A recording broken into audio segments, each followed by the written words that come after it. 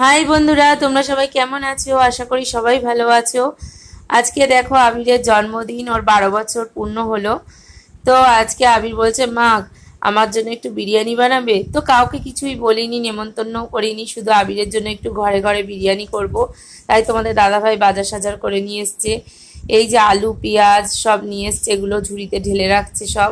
আর এই দেখো বাটিতে বড় বড় সাইজ করা মাংস রয়েছে, এগুলো বিরিয়ানির জন্য। আর মাছ রয়েছে, কারণ চিকু মাংস খায় না, তার জন্য ওর জন্য একটু মাছ আছে। আর আবিরকেও ভেজে দিতে হবে।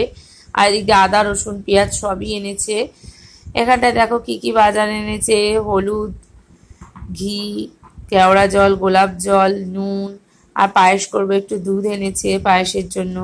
এখানটায় সবজির মধ্যে দেখো টমেটো, তারপরে লঙ্কা, কাঁচা লঙ্কা টঙ্কা সব এনেছে এগুলো। আর আমার হলুদ গুঁড়ো জিরে গুঁড়ো শেষ হয়ে গেছিলো বলে একটু বেশি করে এনেছে। আর দুটো কাঁচকলা আনতে বলেছিলাম, একটু মাছের ঝোল করব। আর মায়ের শরীরটা খারাপ, তার জন্য মাকে একটু মাছের ঝোল করে দেব, তার জন্য বলেছি যে একটু কাঁচকলা আনবে, তা দুটো কাঁচকলা এনেছে। আর এখানটায় দেখো আবিরকে 5 রকম ভাজা দিতে হবে, যেহেতু আমরা খাবো না, বিরিয়ানির সাথে তো আর ভাজা ভালো লাগে না, তার জন্য অল্প একটু এনেছে, শুধু নিয়মটুকু করার জন্য আবিরের জন্য। তাই আর স্যালাডের জন্য এনেছে শসা। আর 5 রকম ভাজার মধ্যে আছে শিম, কুমড়ো, আচ্ছা, তারপরে পটল, আর হচ্ছে কাঁচা লঙ্কা এনেছে রান্নার জন্য। আর এখানটা বিরিয়ানির সব মশলাপাতি দেখো, খোয়া ক্ষীর আছে, আলু বোখরা আছে, তারপরে এখানটায় দেখো রয়েছে হলুদ গুঁড়ো জিরের গুঁড়ো সব কিছু। আর এদিক দিয়ে আমাদের সকালবেলায় কোনো কিছু রান্না করিনি বলে তোমাদের দাদাভাই নিয়ে এসছে হাতে করে পরোটা আর তরকারি। তরকারি কতটা ঝোল দেখো, শুধু ঝোল।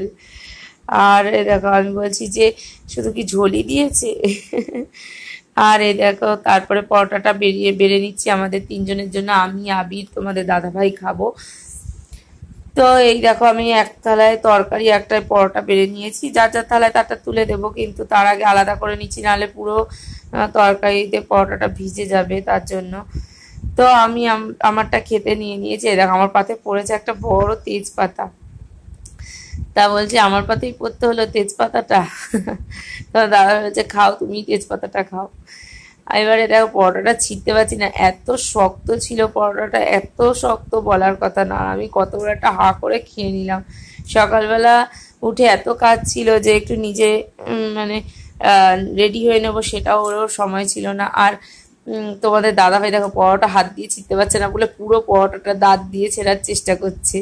দেখেছো, সত্যি পরোটাটা এত শক্ত বলার কথা না, ছিঁড়ে দাঁত দিয়ে ছিঁড়ে ছিঁড়ে খেতে হচ্ছে। আর গোটা দেখো পরোটাটা কিরকম অবস্থা হয়েছে দেখো।